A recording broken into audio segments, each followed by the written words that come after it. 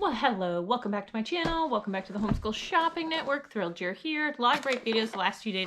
Great to me. I enjoyed filming them is what I mean. A lot of great videos. Okay, product of the day, and then we're going to get you some curriculums the last few years that I loathed, that I did not like, that I wouldn't use again, that you couldn't pay me to use again. Okay, so first up, we have the Dog Agility. So take a look at that. It is the Dog Agility course by Smart Games. Of course, I pay my children to do smart games. It's one of the things they can do if they want to earn extra money. You can do it as a team. They're all one person, so you can do it as a team together. And this one, look at these parts. They're so cute. You have to lay these things down on the board so that the dog gets to the trainer. I know! Aren't they fun? They are. They are. It looks so fun. And no, I haven't played it yet, but I can sense that it will be fun. Okay, so the last couple of videos too, I mentioned some of the best curriculum that I liked of the year. But let's talk about some of the worst curriculum that I have seen, because you know I bought almost every single curriculum. We're talking kindergarten to grade 3 approximately. I will say off the top of my head, Sonlight Science, worst science I've ever seen. That doesn't mean I don't like Sonlight products. I have a ton of the products, HBL, a lot of different products from them. Their literature. As well are a lot of different Sonlight products. I loathe their science. Bookshark Science, I think it's terrible. I think it's, oh my gosh, like how overwhelming. I think it works for you if you have one child and you're very organized. I am not. Like it's my goal to be, and I strive to be, but I know where my strengths lay, and doing Sonlight Science, they don't lay anywhere in that realm. Also, the box that the materials come in, if I can find a video, I'll include it here, but wow. But it's just personal preference, people, personal preference. So KSK, so I assume that means kindergarten down there, because it's my storage room. You can tell because my weights, they're really well used the way they're next to all the stuff that I'm storing. Like, clearly it's storage, if you see weights. Okay, so let's look in here. So we got cheese balls, some lima beans, a ping pong ball, 2 little egg carton things. So some of this you can find on your own, right? Like a pipe, I guess you can, a couple pipes.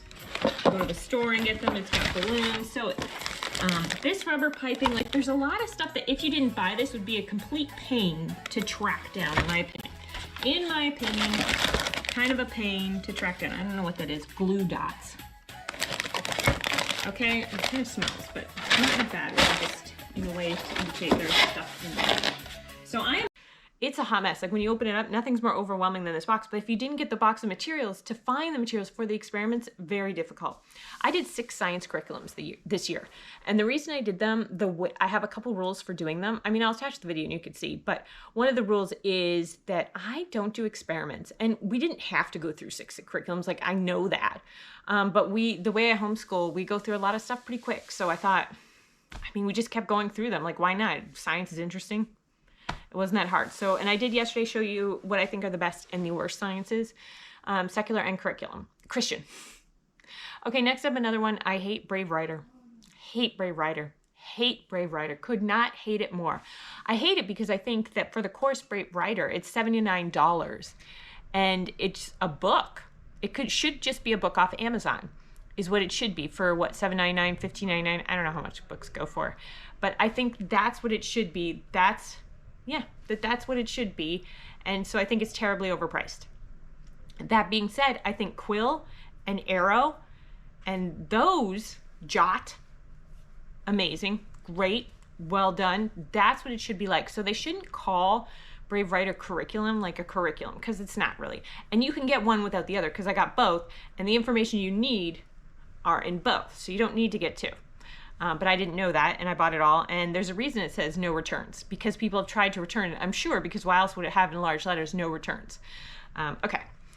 Next up, what I don't like is, so I love Abeka. It was my top science this year, one of them. I have 2 top sciences, and that was one of them. The second is I love their readers. I love their readers. I wish I could show them in you, but that's not what this video is about. I'm tired of digressing. But I hate their kindergarten. I hate their kindergarten. I don't think their learn to read system is really easy. Again, super organized. Your child wants to sit down at the table. Like they're like a table sitting child, you know. I mean, great. I think you can do it, sure. Some people find the reading system okay. Again, there's exceptions to all of this. Like there's exceptions to all of these rules, right? But just for my household, nope. And again, love Abeka. I do Abeka every year. I do BJ. I take things from all different programs that I think are the best of that program, or that I think would be the most interesting to my child, or that would work best for us, and I use those items. So where the company comes from and whether it's Christian or secular, it doesn't matter to me. If I think it's going to work for our family, I'll pick it up or I'll give it a try and things like that. So I do a lot of different reading systems, and I think the Abeka reading system, the Abeka readers are the best readers, not to teach you to read. They are the best readers once you know how to read, because of the morals and the values and what it teaches you through the stories. So I definitely like that. But the kindergarten program of Abeka, throw it out. Throw it out. Huh. Ugh. It's just so entirely overwhelming and overpriced and completely unnecessary when your kid's in kindergarten. Completely unnecessary.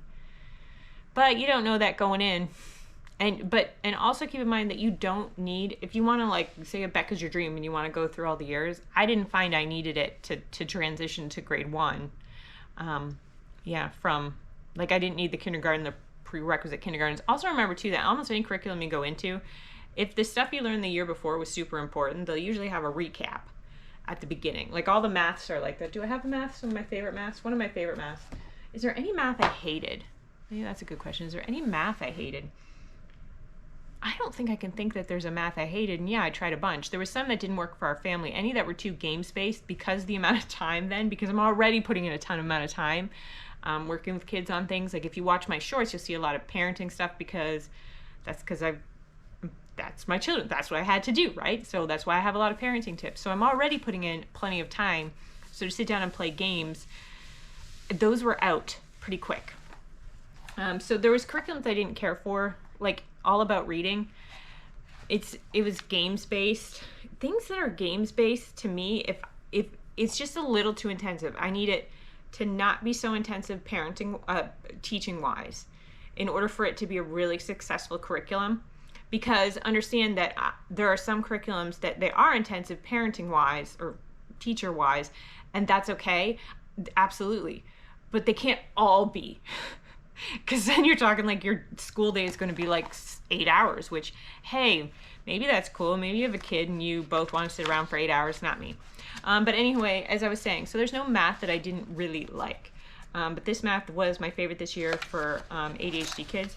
So when you go in, though, it's got the reviews. See review 6, review 7. So there's usually pretty much a review on most curriculums if it was important for you to know in order to be successful at this year of curriculum. Or you can look it up online, right? Sometimes I do say that if you are starting a new curriculum or you're changing curriculums, you may want to either get the samples off the website for the year before or just buy the year before, just to like kind of go through just to see if there's anything, I don't know, just to see if there's anything you're missing. That's how I do it. But you can always call the company and ask them if you think about switching. Okay, I'm rambling on. Is there anything else that I completely disliked? Like, this is my bin of all the stuff that we go through this year. And you know what? There's one more curriculum that I didn't really care for this year, and that was Moving Beyond the Page. I did Moving Beyond the Page 5 and 6, Moving Beyond the Page 5 to 7, Moving Beyond the Page 7 to 9. 7 to 9, the cost, and there's a couple different things, is 1, they don't have a lot of answers in there. 2, they do have really neat worksheets. So I will say my kids did love the worksheets, but it's pretty pricey. I guess it's cheaper if you buy it online. I'm just not sold on it. It's just, yeah, I thought 5 to 7 and 7 to 9, I thought really superb product, really superb, top curriculum. But 7 to 9, not really. I just don't, yeah.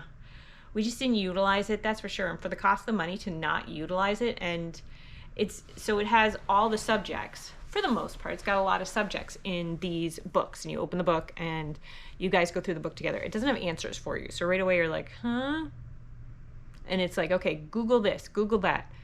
Like, dude, I don't want to Google that. Tell me. It's like, find some more animals that fit this ecosystem. This is an example, but it's stuff like that I'm like, you know what? I don't want to. Thank you. And some stuff that I think is, I don't know, there's just some things that I thought, why do my kids need to know that? But then again, 5 to 7, 7 to 9, there were some things in there that I was like, this is awesome. So even in the 7 to 9, there's some things that are super cool. I've showed you in a variety of curriculums this year, because that's kind of, my thing.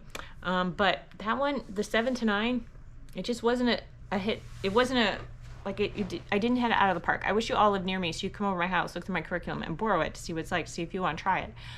I will say that what's cool about Moving Beyond the Pages, you can buy like Tornado, for the book Tornado, a little book that like so many curriculums recommend using Tornado. I don't know why. It's an okay book. I don't think it's like the best book that's ever written, but a ton of curriculums use it. It feels like a ton anyway. I think Sonlight does as well. And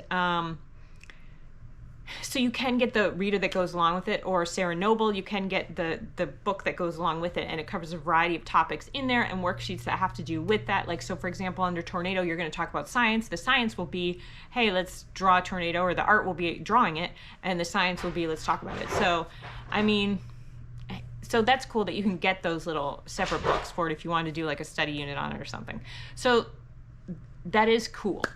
But overall, it's just not, it wasn't super successful. So for me, I would take a pass at that. I'm going to look at it for next year though, because I can't help myself, and maybe pick one. And if we do the one, then maybe I'll go back and get another one. That's what I might do. Oh yeah. I don't like too how it's like, okay, well, go to these links. It has these links and it's like, okay, go to these links. So you go to these links and these links are like, you're at like the NASA website. Why don't you just tell me to go to the NASA website? Why do I have to go to your link and then a third party link? So that's strange to me.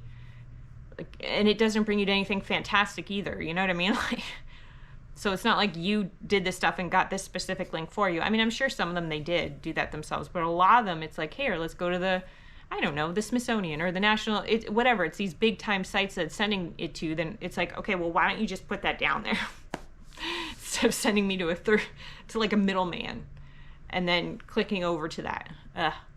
So that, so that I wasn't a huge fan of it, but I like the idea and I like the concept. And there was one curriculum that I put off a year, but that's just the Generations God Made Me. That's because it's so thorough. It is so thorough about biology and stuff like that. So I'm just putting it off one more year. So I think I'll teach it in grade 3 or 4. It's for grade 3. It's level 3. But just, I thought, you know what, I want to put that off just a year. Just to, because why not? Why not? Just because I don't like teaching and not knowing that stuff's getting in their head. Do you know what I mean? Like when they're not at the level for it, it seems kind of a waste of time to me. Anyway, okay, so is there any other, you know what I didn't like? There's some Evan-Moor books that I don't like. Now, keep in mind that this one, grammar and punctuation, top curriculum choice in my mind of the year. Grammar and punctuation. I have all the grammar programs. Like I have a lot of grammar programs, and they're fine. Like there's a lot of them that are great. This I just like for the simplicity of it. Rule 8, the names of the days of the week begin with capital letters. So just to make sure we are all on the same page, easy peasy. But there are some Evan-Moor that you open it up, like the vocabulary ones I've noticed, you open it up and it's like, and the examples it gives you has to do with school and a regular school setting. So it presumes that everyone's at school and everyone understands what recess is and everyone understands, okay, who do you eat with at lunch? Who's your favorite friend? What do you do if you miss the bus?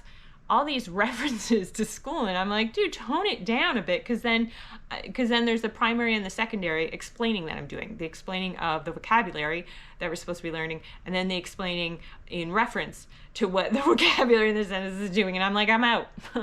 Nope, it just doesn't interest me, and because I want my kids to not, I don't know, you want them to feel not alone, like, oh, I don't know. Anyway, that's just me rambling, but there you go, and I hear my dog wants to come in, so.